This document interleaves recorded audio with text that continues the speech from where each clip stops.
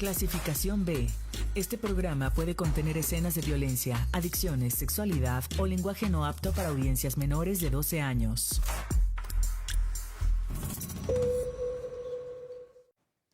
El día de ayer, 19 de mayo, la gobernadora de Veracruz, Rocío Nale, retomó un episodio político ocurrido en 2017 para destacar la importancia de privilegiar la unidad nacional en momentos de tensión internacional.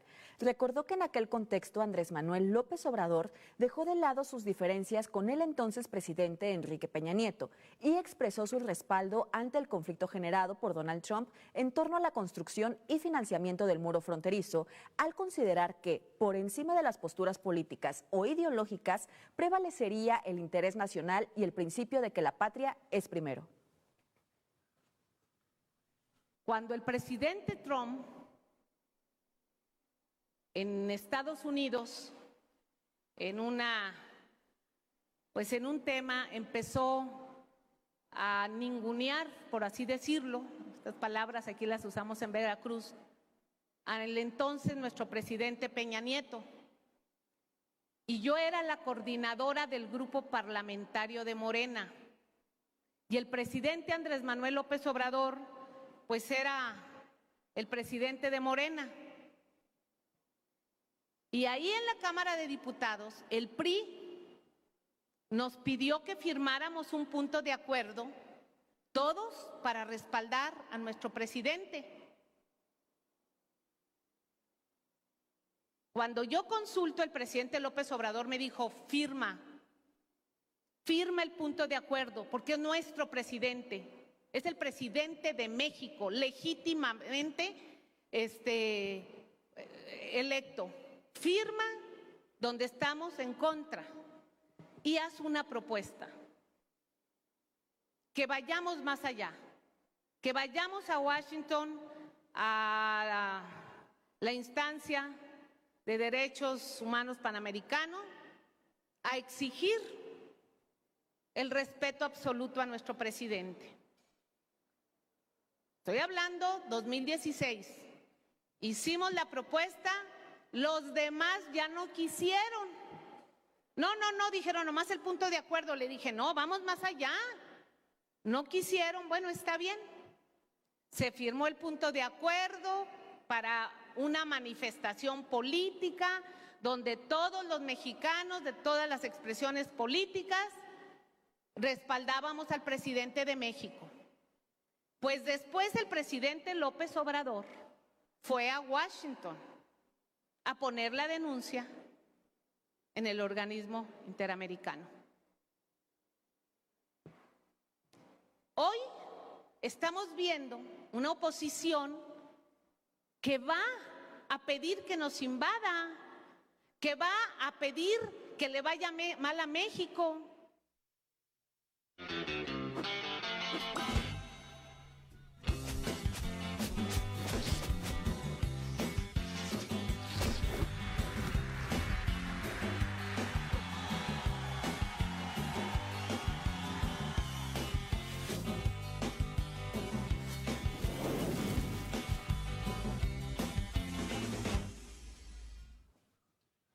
La gobernadora Rocío Nale hizo un llamado a la unidad nacional, subrayando que por el bien de México las diferencias políticas deben de quedar en un segundo plano cuando se trata de defender los intereses y la soberanía del país.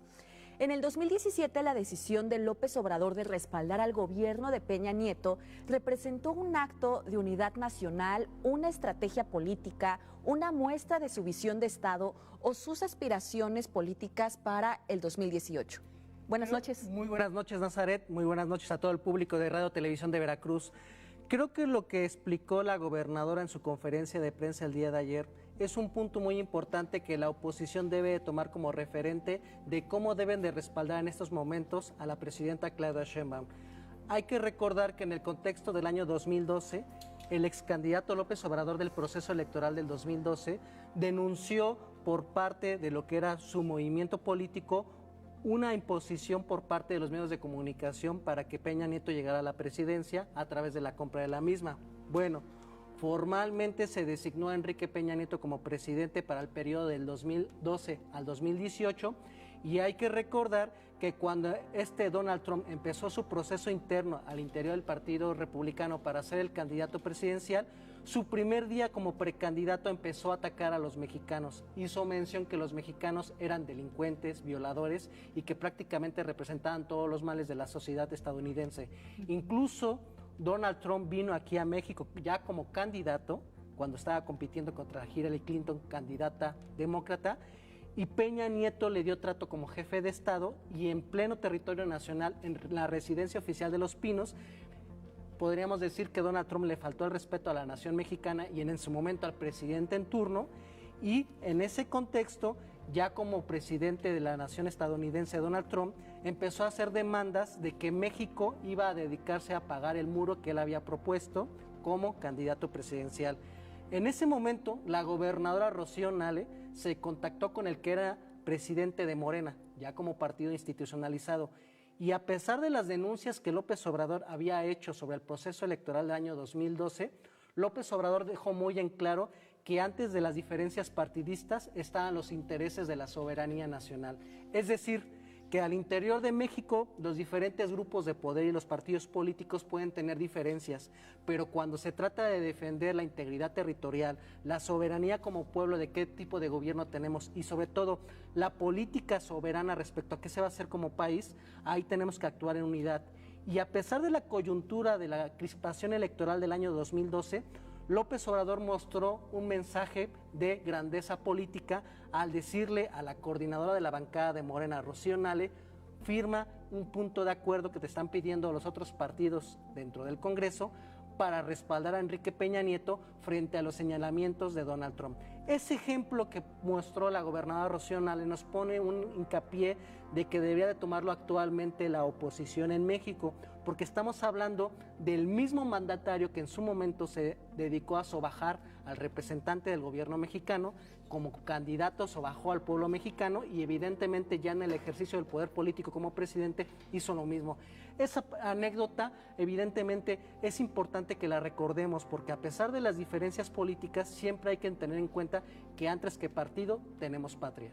Y la patria es lo primero, como bien lo mencionaba tanto Andrés Manuel como la gobernadora Rocío Nale. ¿Cuál es el fin político? ¿Tú crees que haya una lectura política o algún fin de por medio del que la gobernadora Rocío Nale haya rescatado esta anécdota del 2017? Evidentemente la gobernadora cuida mucho las formas como papel que tiene como ejecutiva estatal, en términos de la representación que tiene en Veracruz, pero el mensaje que manda es muy claro.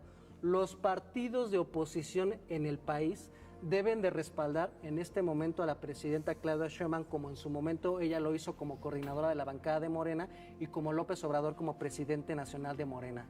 Creo yo que ese punto es muy importante porque la gobernadora ha entendido el mensaje que durante estas semanas la presidenta Claudia Sheinbaum ha dado a los medios de comunicación en sus conferencias de prensa, en donde que la oposición debe de reflexionar en qué situación crítica tenemos. Cuando estamos hablando de que ya tenemos a nuestro poderoso vecino estadounidense presionando para que se implementen las políticas de seguridad que ellos quieren, para que no se respete la Constitución mexicana, para que no se respete la Ley Nacional de Seguridad y para que se tenga un intervencionismo en la forma de elegir a nosotros, a nuestros gobernantes y atender nuestros asuntos políticos, creo que la gobernadora hizo muy bien en poner hincapié en este ejemplo de cómo pasaba la etapa México del año 2017, cuando López Obrador representaba a la oposición política, pero actualmente, Nazaret, ¿qué es lo que tenemos? Y la gobernadora lo dice en ese mensaje del día de ayer.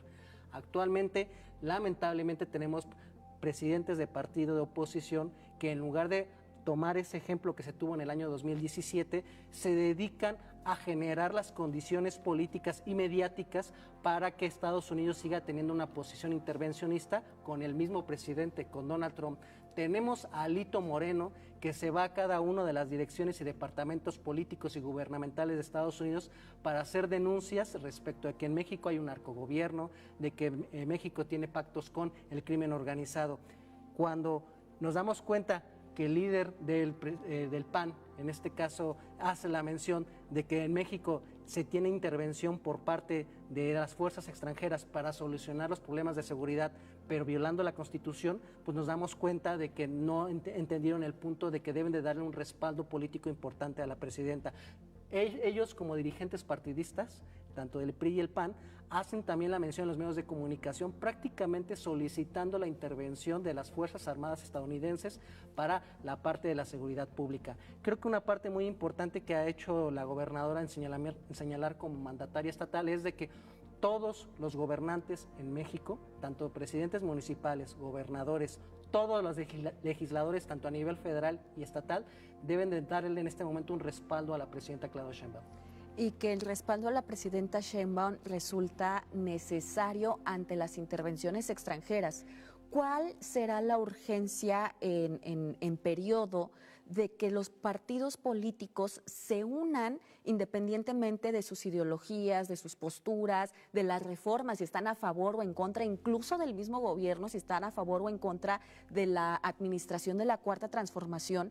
¿Cuál será la urgencia, por ejemplo, que si para noviembre del 2026 Donald Trump ratifica a través del Congreso el poder de su mandato, para la unidad nacional que nosotros como mexicanos, como partidos políticos de todos, debamos de tener?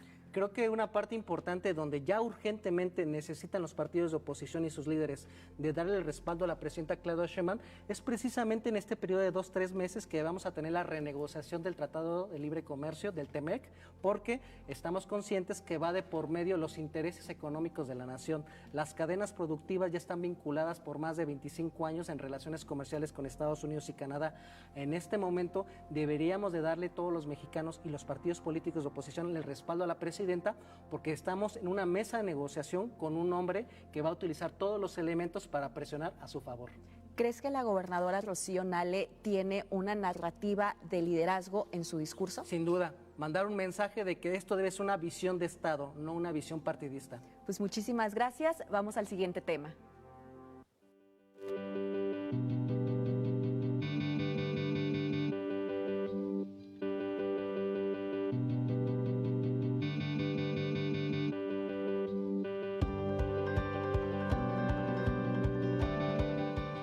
El día de hoy, los líderes de Rusia y China, Vladimir Putin y Xi Jinping, ratificaron su relación inquebrantable en contra de sanciones unilaterales, restricciones secundarias, el uso discriminatorio de aranceles aduaneros y otras prácticas restrictivas en el comercio que solo se utilizan para frenar el desarrollo de otros estados o países. Esta reunión se da en menos de una semana de que Pekín recibiera al presidente estadounidense Donald Trump. 今年也是中俄睦邻友好合作条约签署25周年。多年来，两国始终恪守这一条约确立的不结盟、不对抗、不针对第三方原则，坚持相互尊重、平等相待、重信守义、合作共赢，为维护国际公平 公道，推动构建新型国际关系做出重要贡献，成为世界百年变局的关键衡量。 И сейчас российско-китайские отношения достигли действительно беспрецедентного уровня, продолжают развиваться. При этом наши отношения самодостаточны, не зависят от текущей мировой конъюнктуры и служат образцом того, как нужно строить отношения между странами и народами в настоящее время. Уверен, что нынешний визит и переговоры послужат дальнейшему укреплению российско-китайской дружбы, будут способствовать благополучию и процветанию наших народов. Un elemento adicional es que el encuentro entre Xi Jinping y Vladimir Putin ocurre en un momento de reconfiguración del equilibrio global, donde la relación entre Moscú y Pekín ha buscado consolidarse como un contrapeso frente a la influencia política y económica del Occidente o de Estados Unidos. En este contexto, ¿puede interpretarse este acercamiento como un mensaje político o como una provocación diplomática hacia Washington o hacia la administración estadounidense representada por Donald Trump? Yo creo que el mensaje político que mandan Vladimir Putin y Xi Jinping es de que en México, en el mundo, deben de estar bien conscientes de que ya se acabó la etapa de dominio de Estados Unidos. Hay que recordar que desde la caída del bloque soviético en 1989, de lo que era su zona de influencia en Europa, y la caída propia de la Unión Soviética en 1991 con la desintegración de la Unión de las repúblicas socialistas soviéticas, Estados Unidos se convirtió en la principal potencia militar y económica. La realidad es que después del año 2008, 2009 y 2010 se empezó a dar un cambio de configuración respecto a las relaciones comerciales y militares. Con Vladimir Putin, Rusia volvió a recuperar su poderío económico y su presencia respecto como una potencia en términos militares, y en el caso de China se mostró que estaba encaminado a convertirse en la primer potencia económica respecto a la capacidad que tenía de generar grandes cadenas productivas de industrias pesadas de la transformación. Es decir, China dejó de ser una potencia que nada más se dedicaba a hacer, entre comillas, baratijas, productos desechables, sino ya se dedicó a la construcción de fábricas que se dedican a hacer maquinaria pesada, que esa maquinaria pesada se dedica a hacer industria automovilística, industria aeroespacial, industria robótica, la parte de la tecnología 4G, 5G. Entonces, este mensaje que se manda en términos políticos es de que ya existe una disputa por ver cuáles van a ser los bloques regionales que van a tener control cada una de estas tres naciones. Los teóricos políticos e internacionalistas nos hacen mención de que actualmente ya hay tres potencias que tienen control en sus respectivas regiones. En este caso, China, como principal potencia económica, lo mencionamos en otro programa de Nuevo Régimen, tiene relación comercial como primer aliado comercial con 175 países.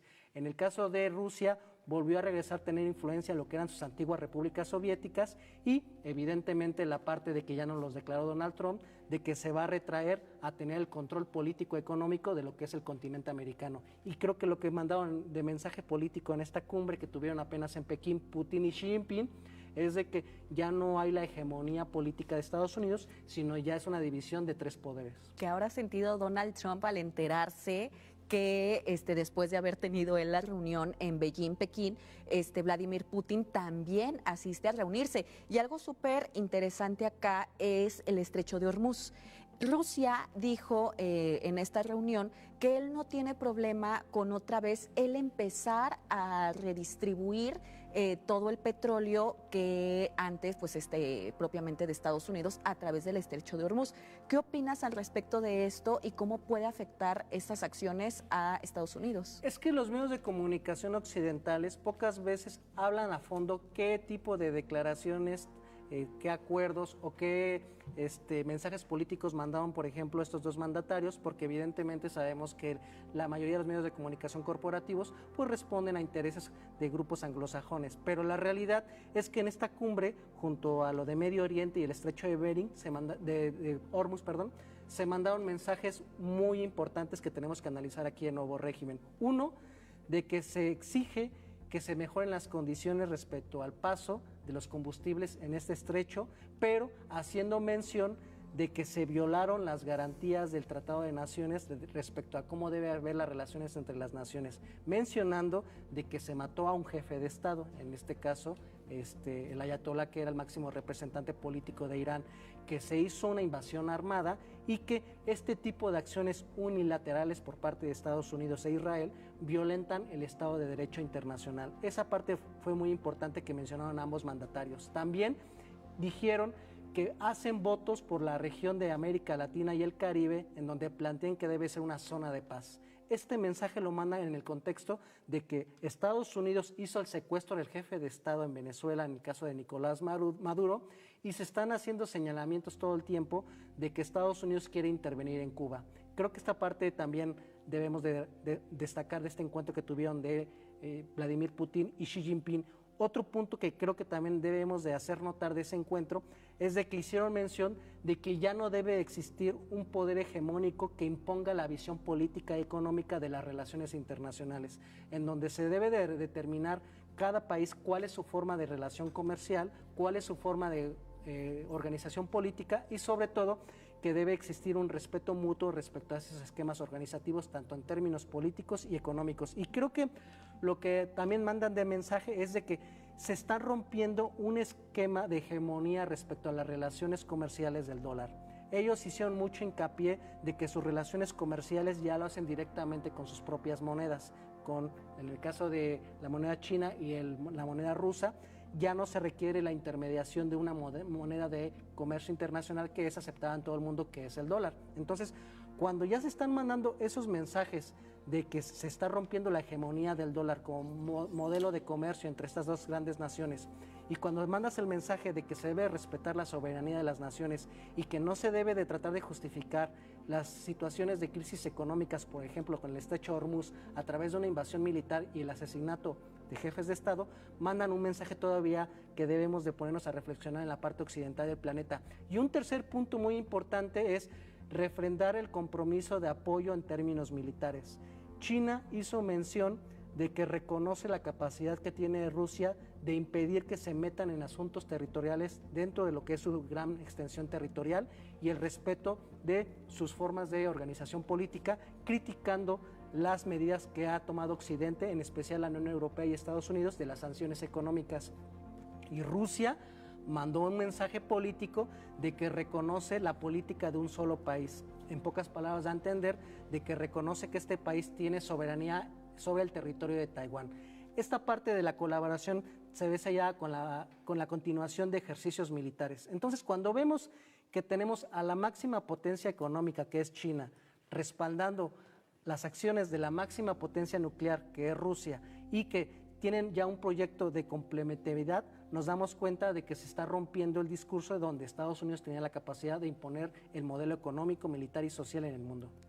Y históricamente, muy brevemente, ¿cuáles eran las alianzas que se tenían? O sea, ¿Estados Unidos era aliado de Rusia o Rusia siempre fue aliado de China o apenas ahorita se está dando precisamente esta reconfiguración mundial donde China vio a los dos jefes de Estado, pero no precisamente sus dos jefes de Estado son aliados, ¿o sí?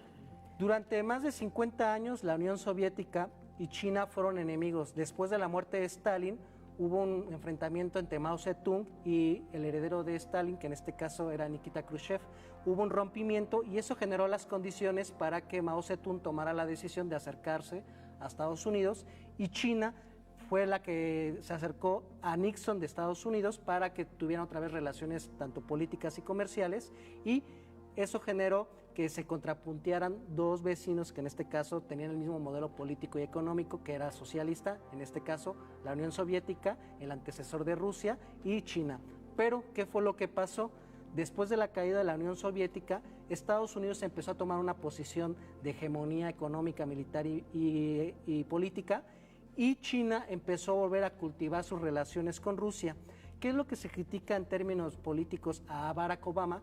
Que Barack Obama trató de generar una controversia y una lucha política en contra de China por la parte del combate respecto a quién iba a ser la primera potencia económica, y se hace la mención de que con la doctrina pivote, que era acercar con bases militares la salida de China hacia el mar que tiene el mismo nombre, Mar de China, hizo que se empezara a dar la coyuntura del acercamiento con Rusia. Y si Rusia al mismo tiempo estaba teniendo bloqueo económico por parte de Estados Unidos y la Unión Europea, pues estás incentivando que otras dos potencias se tengan que unir.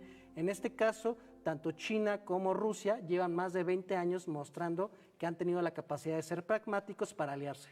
¿Crees que Estados Unidos, China es el único país que está ganando? Posiblemente, porque la realidad es que la dependencia económica de Rusia hacia China es muy importante. Pues muchísimas gracias, Javier. Vamos a una pausa y volvemos a Nuevo Régimen.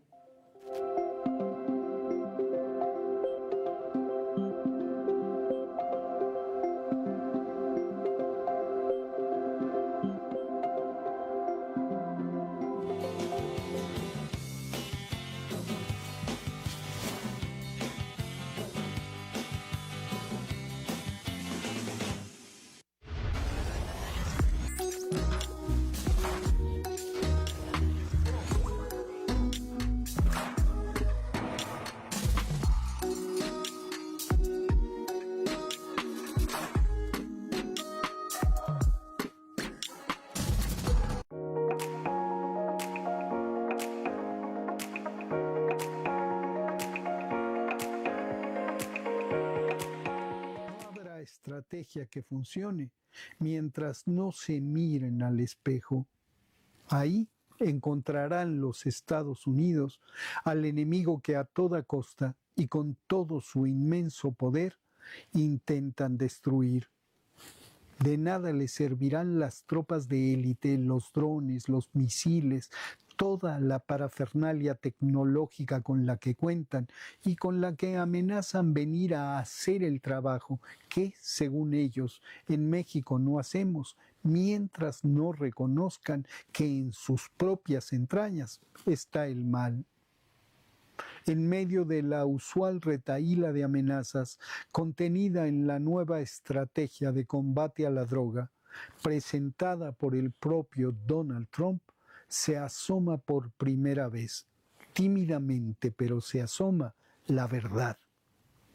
Dice el documento que solo en 2025 73.5 millones de estadounidenses, es decir, el 25.5% de la población total, probó alguna droga y que 48 millones, equivalente al 16.8%, tiene problemas de adicción. Con ese mercado, el más grande del mundo, con esa enorme cantidad de consumidores compulsivos que tienen además un enorme poder de compra, con esa enorme cantidad de dinero que se mueve en las ciudades al norte de la frontera y termina oxigenando su economía, ¿de qué sirve que anden cazando capos de la droga en América Latina? Capos, además, con los que en muchos casos a lo largo de la historia reciente han tenido relaciones incestuosas las propias agencias encargadas de combatirlos y a los que han utilizado como peones de su estrategia de dominación hemisférica. Capos con los que terminarán de todos modos negociando. Capos que solo proveen la materia prima a esos otros capos que no tienen interés en perseguir y que son los verdaderos dueños del negocio. Los capos estadounidenses, sus capos. La droga les sirve a los Estados Unidos y por eso no se miran en el espejo. Es un factor de paz social en su propio territorio. Amansa a sus jóvenes. No hay rebeldía sin conciencia y no hay conciencia en un adicto. La droga le sirve porque desestabiliza a América Latina, lastra su desarrollo, mina su independencia, la mantiene de alguna forma siempre vulnerable, siempre en guerra. En una guerra destinada a perpetuarse mientras no se reduzca el consumo, en la que ellos ponen los dólares y las armas y nosotros los muertos. En una guerra que es para los Estados Unidos, económica y políticamente, un gran negocio.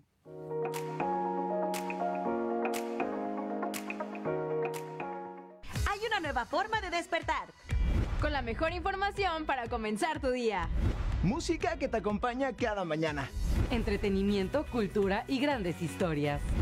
Salud, bienestar y cuidado de nuestro entorno.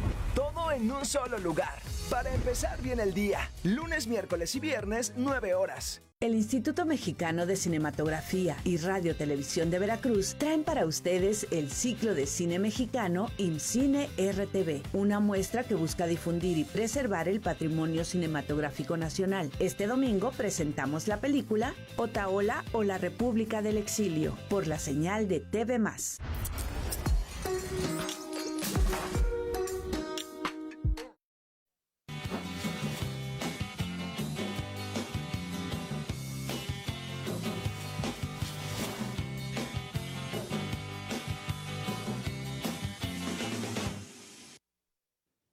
La infraestructura hospitalaria de la Cuarta Transformación registra un crecimiento superior al de los sexenios de 2006 a 2018, Mientras que durante los gobiernos de Felipe Calderón y Enrique Peña Nieto se instalaron más de 9,000 camas hospitalarias, entre el gobierno de Andrés Manuel López Obrador y la proyección de Claudia Sheinbaum se prevé superar esa cifra en alrededor de 80%. Y por otra parte, el actual gobierno prácticamente duplicará la construcción de nuevas vías para trenes de carga y de pasajeros en relación con la administración anterior, mientras que los gobiernos de Enrique Peña Nieto y de Felipe Calderón, el objetivo fue dejar la administración en manos privadas dentro de las concesiones que existían. Durante la época de Calderón se construyeron 5,308 camas, 3,906 en el periodo de Peña. Y con todo y pandemia del COVID, el presidente López Obrador construyó 7,404 camas. Para todos los que dicen que el IMSS Bienestar no tiene sustento o que no hubo atención a la salud o que era mejor el Seguro Popular. Se construyeron más camas en el periodo del presidente López Obrador que en los 2 sexenios anteriores, con todo y pandemia del COVID. Y nosotros, este año vamos a llegar a 99,469 camas, o sea, casi 3,000 camas más. Y vamos a cerrar el sexenio con 9,139 camas adicionales en las 3 instituciones de salud, el IMSS, el ISSSTE, el IMSS Bienestar y Pemex también, que estamos atendiendo para poder ampliar los servicios de salud de Pemex. En el actual modelo de gobierno impulsado por la Cuarta Transformación, la expansión de la infraestructura hospitalaria y los proyectos ferroviarios han sido presentados como una estrategia donde el Estado retoma un papel más activo en áreas consideradas prioritarias para el bienestar y el desarrollo nacional. ¿Cuál es el papel del Estado como garante para otorgar servicios de transporte y atención médica? Y también por qué la Cuarta Transformación pone énfasis en la participación del Estado en tales servicios públicos que se deben de garantizar, claro está. Nazaret, la Cuarta Transformación tiene como visión de que la salud y el derecho a trasladarse a la ciudadanía son derechos básicos y no se deben de ver como servicios adquiridos a través del pago. Evidentemente estamos conscientes de que cuando vas a transportarte tienes que pagar, pero la realidad es de que dentro del esquema que se tiene de transporte nacional se tenía un control muy fuerte respecto a lo que es las opciones de servicio para trasladarte al interior del territorio nacional, con las opciones de monopolios de empresas de autobuses y todavía aún más cerrado la parte de las líneas aéreas. Cuando se tiene un proyecto de desarrollo de trenes públicos, le das al público mexicano otra opción segura que evidentemente tiene horarios establecidos y tienes la garantía de que se van a cumplir las rutas.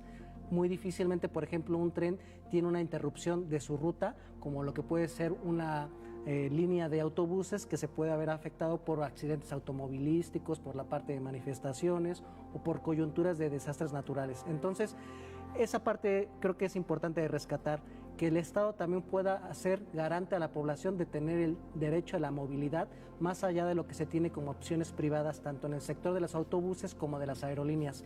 Y en el parte de la salud creo que es muy obvio. Lamentablemente, durante 36 años de neoliberalismo, se abandonó al sector público para la atención de salud pública, tanto los centros de salud para la gente que no tenía seguridad social como el ISSSTE o el IMSS, y también la parte de lo que los trabajadores tenían como acceso de los servicios de salud por tener que pagar un seguro, en el caso del Instituto Mexicano del Seguro Social, y los trabajadores al servicio del Estado con los servicios que da el ISSSTE.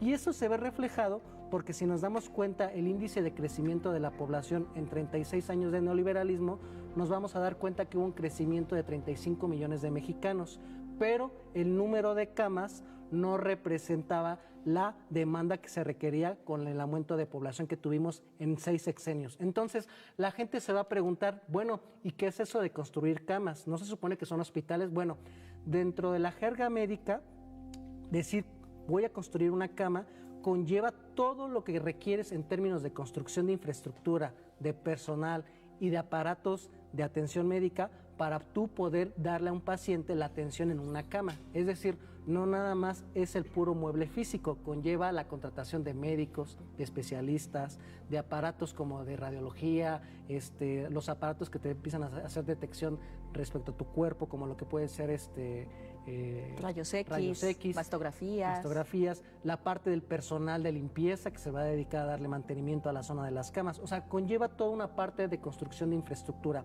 Una parte importante que ha hecho mención la presidenta Claudia Sheinbaum es de que menciona que en la anterior administración se tenía, por parte de lo que fue el gobierno de Enrique Peña Nieto, la lógica de hacer inauguración de hospitales, pero que una vez que pasaba este hecho de la inauguración se dejaban al abandono. Entonces, prácticamente Enrique Peña Nieto y también su antecesor Felipe Calderón entregaron obra hospitalaria que nunca tuvo ni el personal, ni los instrumentos de la atención médica, ni mucho menos buenas condiciones para atender. Entonces, ¿qué es lo que ha hecho la 4T? Ha iniciado un proceso de recuperar a esos hospitales y también la ampliación de los hospitales que ya se tenían para tratar de darle la seguridad social al mexicano promedio, tanto al que trabaja para el Estado como que el que trabaja para la iniciativa privada y para los mexicanos que no tienen seguridad social, pero que se pueden atender en bienestar. Y los números son contundentes. O sea, si estamos hablando de que Felipe Calderón hizo 5.308 camas,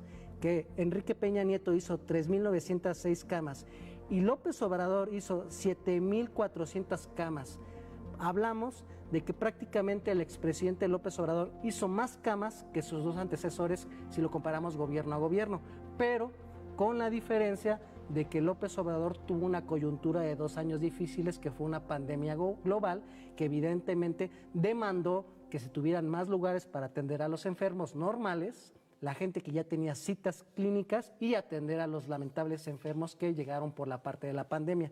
Y la proyección que se tiene por parte de lo que va a ser el sexenio de Claudia Sheinbaum es que ella va a ser 9.139 camas. Entonces, si sumamos las 9.000 camas y las 7.000 de Claudia Sheinbaum, las 9.000 y las 7.000 de López Obrador, nos vamos a dar cuenta que en tan solo lo que van a ser 2 periodos de la 4T, se supera con creces lo que fueron las anteriores administraciones. Y se supera en un aproximado 80%. Y algo también que recordar a nuestra audiencia es que tanto el derecho a la salud como el derecho al libre tránsito son derechos constitucionales, están en nuestra Constitución política y por lo tanto, al estar en la Constitución política, el Estado tiene la obligación de garantizar esos derechos, ya sea en temas de salud o en temas de transporte público, en este caso a través de las vías férreas. Y algo curiosito por preguntar es que si tú mencionaste que hubo un aumento demográfico a partir del sexenio de Enrique Peña Nieto. Ahorita, en 2026, estamos viendo... los 6 sexenios neoliberales. En los 6 sexenios neoliberales. Y ahorita estamos viendo un decrecimiento de la población, es decir, hay menos nacimientos. Entonces, el rescatar o el invertir más en infraestructura, en hospitales, en camas, en más de 9,000, representa que una deuda histórica, una forma de garantizar la seguridad social, la seguridad de salud a las personas, o responde también a ese crecimiento demográfico que ha tenido el país. Ambas. Tratar de darle una respuesta a esa demanda que históricamente han tenido las familias mexicanas de que deben de tener un lugar para ser atendidos, tanto en la parte de las consultas como la evidente parte donde te tienes que hospitalizar y por ende tienes que tener instalaciones, personal y tener la oportunidad de ser atendido con tiempo y forma para que tu enfermedad no sea grave. Y creo que esta parte es muy importante porque hay que entender que lo que es el proyecto de un Estado benefactor consiste en que el Estado va a cumplir las funciones que a veces la iniciativa privada o no le interesa o que con fin de lucro, evidentemente, hay sectores de la población que no pueden cumplir esta responsabilidad. Creo que lo que tiene como característica el proyecto de la presidenta Claudia Sheinbaum es tratar de darle la continuidad de que se respete lo que dice la Constitución de asegurar estos servicios. Y una parte creo importante, Nazaret, también que debemos decir aquí en este bloque de nuevo régimen, es la capacidad que se está teniendo de la ampliación de las rutas férreas respecto a lo que fueron las anteriores administraciones. Y también aquí los datos son contundentes. El sexenio de Felipe Calderón solamente hizo 65 kilómetros. el sexenio de Enrique Peña Nieto solamente hizo 187. Ya con la llegada de López Obrador, se da un crecimiento en la construcción de vías férreas para que el público mexicano tenga opciones de transporte y también no nada más la parte del público usuario que quiere hacer turismo, que quiere visitar a sus familias o que quiere conocer otras partes del territorio nacional, también la parte del transporte de carga para las industrias. López Obrador ya hizo 1,736 kilómetros y lo que se tiene proyectado para lo que es la administración de la presidenta Claudia Sheinbaum es que ella va a hacer 2,377 kilómetros. Cuando se generan las oportunidades de tener conectividad, evidentemente ya le estás dando la oportunidad que la población tenga otras ofertas y alternativas y también obligas que a los sectores monopólicos como lo que pueden ser los grupos de autobuses o las aerolíneas tengan que bajar sus precios porque el Estado mexicano da una alternativa.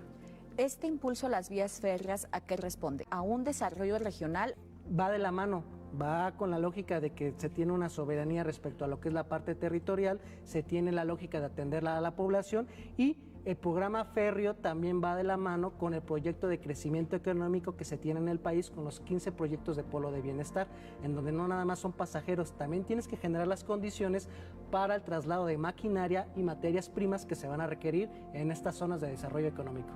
Pues la presidenta Claudia Sheinbaum está construyendo un México cada vez más fuerte y vamos al siguiente análisis.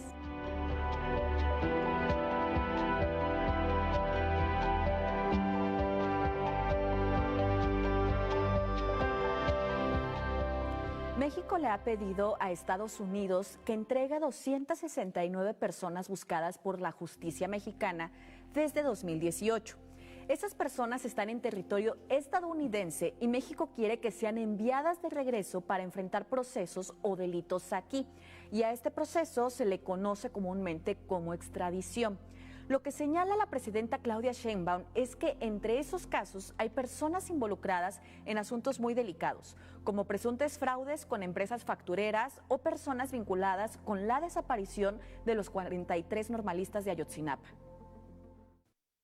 El exsecretario de Relaciones Exteriores, Roberto Velasco, hizo mención que en apego a los tratados internacionales vigentes entre México y Estados Unidos, se han realizado desde el 1 de enero del 2018 al presente mes 269 solicitudes de extradición.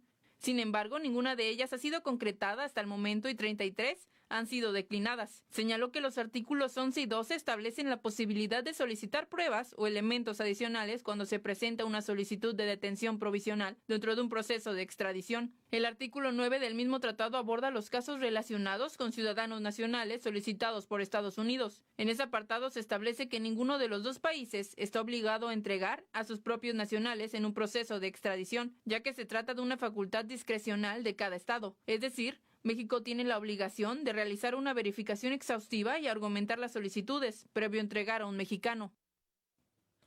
Cuando la presidenta Claudia Sheinbaum habla de reciprocidad, se refiere a que México sí ha entregado a personas solicitadas por Estados Unidos en otros casos. Entonces la pregunta que se plantea es, si México coopera entregando personas a Estados Unidos, ¿por qué Estados Unidos no ha hecho lo mismo con las solicitudes de nuestro país?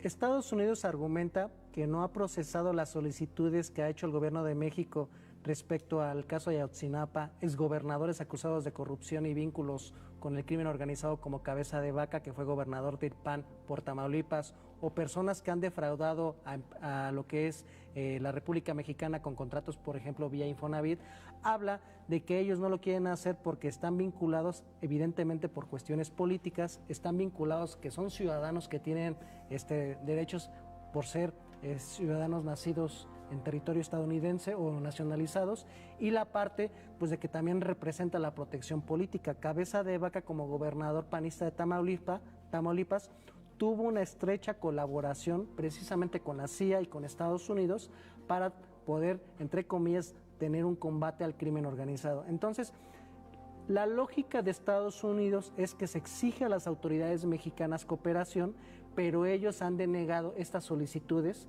respecto a que nosotros también solicitamos que se manden a personas que tienen que enfrentar procesos jurídicos por lavado de dinero, desaparición de estudiantes, por la parte de la relación con gente del crimen organizado, por el caso de Cabeza de Vaca. Entonces, la lógica nos hace pensar que estamos hablando que más que nada representa un accionar político por parte de Estados Unidos con la presión que se tiene con la solicitud de los 10 mexicanos que en su momento hizo. Bueno, ¿qué es lo que se plantea por parte del gobierno de México? Nosotros vamos a cooperar, pero queremos que se cumpla la norma de la ley que marca cómo deben de ser los procesos de extradición. ¿Por qué? Porque nosotros tenemos criterios respecto a si vamos a mandar a un mexicano al otro lado de la frontera, tenemos que cumplir la parte de la acreditación que pueda presumir que la persona efectivamente está siendo acusada de una manera justificada por parte de la autoridad de Estados Unidos. Y esto va de la mano con la parte del primer bloque que tuvimos aquí en Nuevo Régimen. Parece ser que más que nada consiste en una medida de presión política, porque la realidad es de que en México ya se están dando las condiciones para que se pueda llevar a cabo el cumplimiento de sus solicitudes. El problema que tenemos aquí es de que Estados Unidos se plantea que sí tiene cooperación con el gobierno de México, pero ya vimos que en este tipo de solicitudes ha habido negativa. Y otra parte que creo que es importante hacer mención, si Estados Unidos quiere ayudar para combatir al crimen organizado aquí en territorio mexicano, ellos tienen la facultad de poder tomar acciones como autoridad política para poder beneficiar al combate al crimen organizado en México y por ende también ellos se vean beneficiados al evitar el flujo de armas, de drogas al territorio de Estados Unidos. ¿Y qué es lo que tendría que hacer Estados Unidos? Estados Unidos tiene 4 cosas que podría colaborar con México para que baje la violencia, baje el poder económico y el poder político del crimen organizado que existe innegablemente en México. 1, que su población deje de consumir drogas. Tiene, según los datos oficiales del año pasado, su población un registro de que 70 millones de estadounidenses consumieron drogas, de los cuales ya 36 millones tienen un grado de dependencia, que ya no pueden tener sus actividades normales. 2, deben de bajar el flujo de armas que mandan a territorio mexicano. La Universidad Autónoma de Guadalajara tiene una cifra escalofriante. 576,000 armas por año mandan de manera ilegal a territorio mexicano. Para que nos demos una idea de lo que nos representa como problema de seguridad nacional, se mandan 576,000 armas y nosotros como ejército tenemos 370,000 elementos tanto de la Marina como del Ejército y la Guardia Nacional. Entonces, ese es un punto muy importante. ¿Cómo vamos a bajar la violencia aquí? Sí, tenemos esa cantidad de armas que es capaz de poder armar a los grupos del crimen organizado que ponen en peligro a las fuerzas de seguridad que operan aquí en México. Y una parte muy importante que sería el punto número 3, de que se debe tener flujo de dinero. Prácticamente estamos hablando de que existe lavado de dinero por parte de grandes empresas y banca proveniente de Estados Unidos para que exista esa gran cantidad de flujo financiero de dinero. Entonces, tenemos estos 3 elementos. Y un cuarto punto que yo agregaría es de que Estados Unidos representa territorialmente 2.5 veces más grande en kilómetros que México. La pregunta que yo les haría, ¿en verdad son todos los mexicanos los que se dedican a la distribución de droga por cada uno de los 50 estados de la Unión Americana? ¿Son puros mexicanos los que distribuyen droga en Los Ángeles, en Nueva York, en Chicago, en Dallas? La realidad es de que también en Estados Unidos existen cárteles conformados por ciudadanos de ese país. Entonces, si Estados Unidos le está exigiendo a México acciones, primero que ellos hagan su chamba, la correspondiente al flujo de armas, a bajar el consumo de sus ciudadanos, a detener el lavado de dinero para poder hacer esas relaciones comerciales y se pueda tener ese dinero circulando tanto en Estados Unidos como en México. Y la cuarta, que también es muy importante, que empiecen procesos de desmantelar a los grupos del narco gringo. Es que lo hemos comentado, para Donald Trump es muy fácil echar la culpa de todos sus problemas de inseguridad, de violencia y de narcotráfico a México. Pero hay algo particularmente que le molesta a Donald Trump, que es la Ley de Seguridad Nacional Mexicana, promovida, aprobada por el Congreso en el año 2020, cuando todavía estaba Andrés Manuel López Obrador como presidente. ¿Por qué esta Ley de Seguridad Nacional que habla sobre México le incomoda tanto a Donald Trump? Antes de esta ley que se aprobó en el año 2020 por iniciativa del expresidente López Obrador, las agencias de seguridad en Estados Unidos tenían la capacidad de poder participar en operativos en tierra en México. Siempre rebasaban la cantidad de miembros autorizados y también tenían la lógica de marcar la línea de la política de seguridad, tanto de la administración de Ernesto Zedillo, Vicente Fox, Felipe Calderón y Enrique Peña Nieto. En pocas palabras, en estos sexenios se acostumbraron las agencias de inteligencia extranjera en operar en territorio nacional y ya no hay que ser ingenuos. La DEA, la CIA, el FBI siempre han tenido injerencia política utilizando los temas de seguridad. ¿Qué fue lo que hizo la Ley de Seguridad Nacional en el año 2020? Primero que nada, limita la cantidad de agentes que pueden estar en territorio nacional y que siempre debe ser este tipo de agencias las que reporten al gobierno de México qué integrantes son los que están en territorio nacional y cuáles son sus actividades. 2, prohibir que puedan participar en operativos de tierra. No se opone a que exista un intercambio de inteligencia y de información para desmantelar los grupos del crimen organizado en México, pero esos operativos tienen que ser hechos por parte de la Guardia Nacional, la Marina, el Ejército o las Fuerzas de Seguridad Pública. Y un tercer punto muy importante es que les limitó la capacidad de dictar la política de seguridad. Esa parte soberana que se implementó en la Ley de Seguridad Nacional es lo que le molesta mucho a Estados Unidos y a Donald Trump, porque las agencias de seguridad de Estados Unidos eran una medida de presión política porque también se dedicaban a la parte del espionaje y la desestabilización política. Pues, ¿qué significa que Estados Unidos haya denegado estas extradiciones, 269? Pues habla de que no hay cooperación por parte de Estados Unidos. Quieren que nosotros hagamos toda la chamba, pero ellos no colaboran.